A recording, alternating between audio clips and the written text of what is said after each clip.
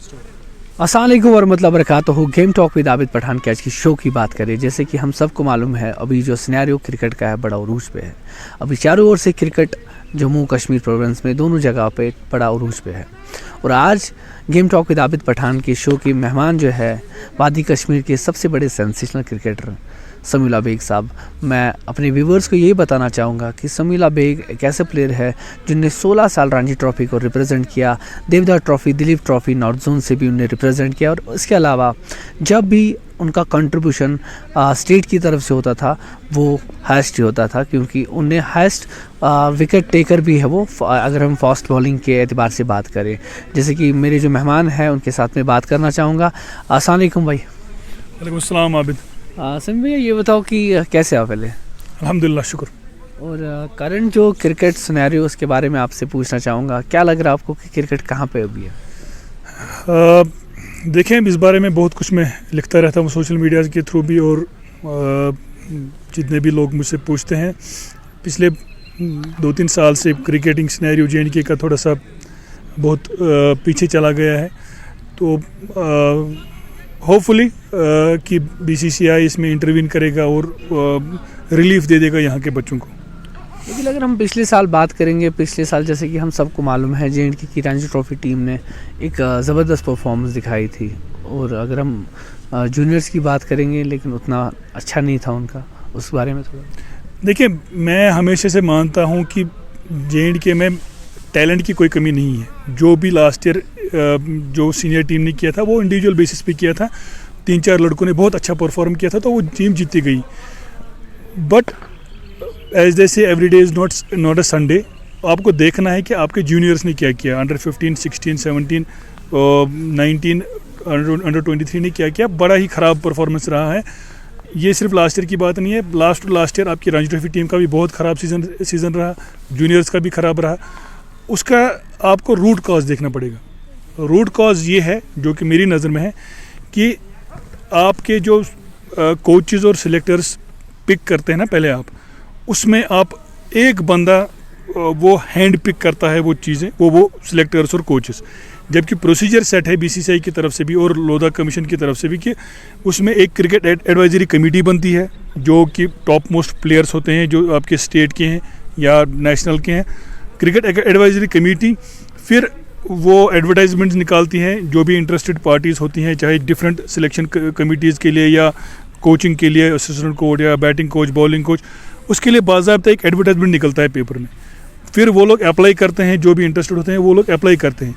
जो cricket advisory committee होती है जिन्होंने खुद क्रिकेट खेला होता है और बड़ी टॉप लेवल पे खेला होता है, वो उन सारे जो एप्लीकेंट्स हैं उनको वो असेस करते हैं और उसमें फिर उनको जब जो बेहतर लगता है उसको सिलेक्ट करते हैं। लेकिन अनफॉर्चुनेट सिनेरियो जो J&K में हो रहा है, जिस पे मैंने कुछ दिन पहले ट्वीट भी किया कि यहाँ पे कोई क्रिकेट एडवाइजरी कमेटी नहीं है, कोई भी सिलेक्शन प्रोसीजर नहीं है, कोई एडवर्टाइजमेंट नहीं होती है कि भाई आप आइए और नॉमिनेशन भरिए।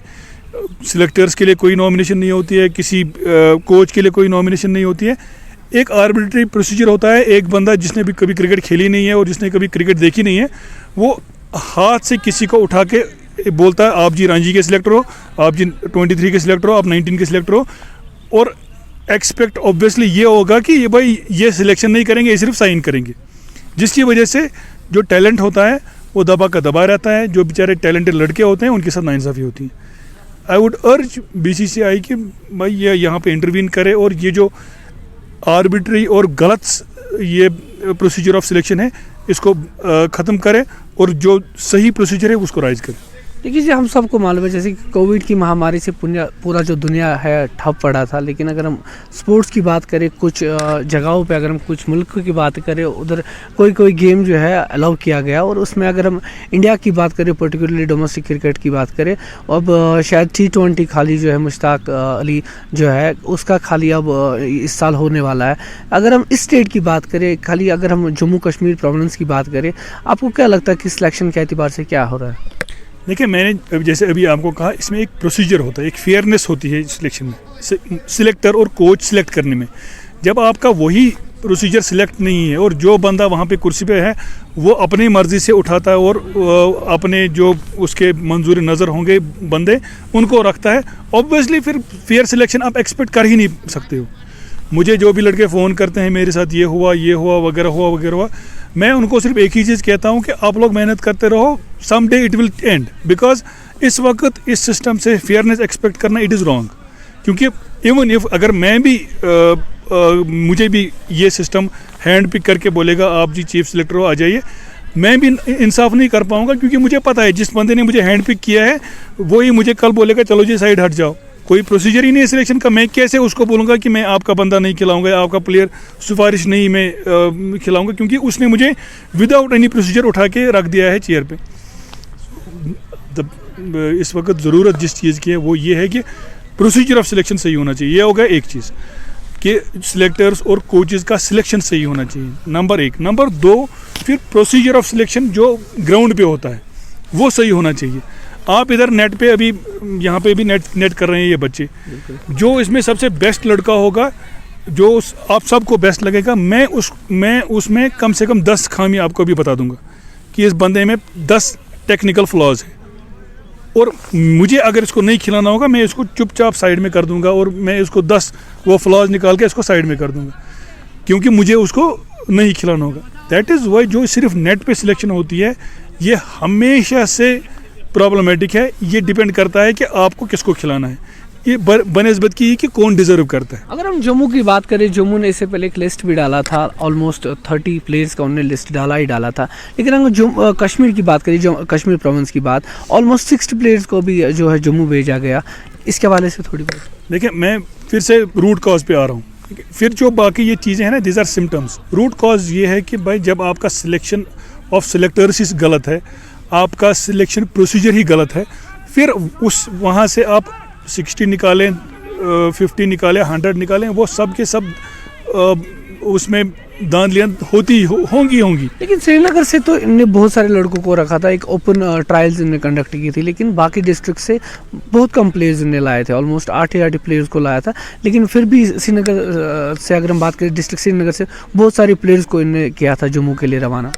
देखिए, उसमें भी मुझे एक इख्तलाफ है कि भाई आप एक डिस्ट्रिक्ट को बोल रहे हैं 8 प्लेयर, मुझे बताइए हो सकता है, ऐसा नहीं हो सकता है कि बारामूला डिस्ट्रिक्ट हो या कोई और डिस्ट्रिक्ट हो, उधर से 20 प्लेयर डिजर्व करते हो।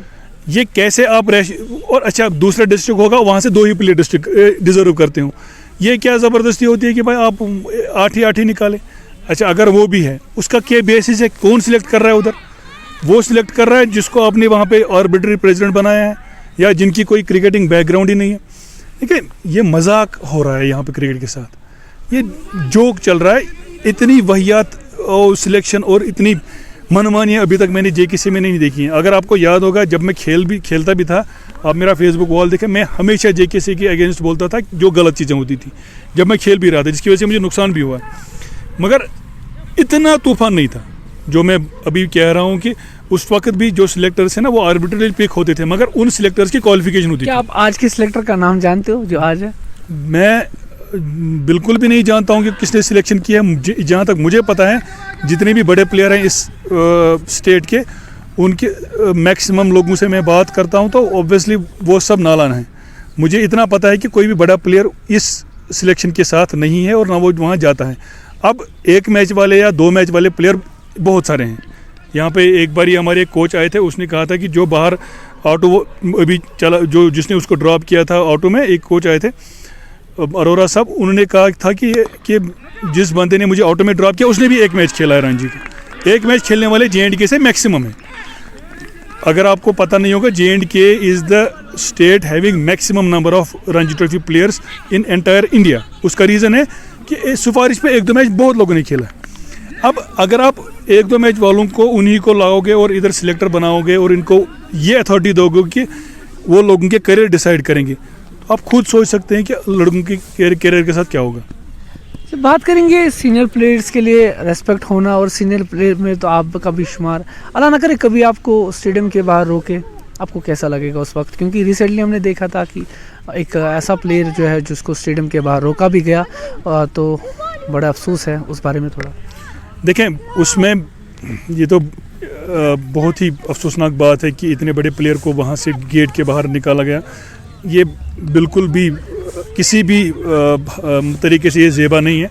हाँ, जो उससे पहले एपिसोड हुआ था उस बारे में मुझे फैक्चुअल चीज़ें पता नहीं है, मगर इवन इफ अगर कोई भी एपिसोड हुआ है तो आप लेकिन फिर भी किसी प्लेयर को इतने, कोई भी प्लेयर हो, बाहर नहीं कर सकते हो एंटर होने से। अंदर आप फिर अगर कोई सिलेक्टर है जिसने उनको ड्रॉप किया है या सिलेक्ट नहीं किया है तो वो उसको कन्विंस करे कि भाई आपको इस ग्राउंड पे हमने ड्रॉप किया है, दैट इज़ इट।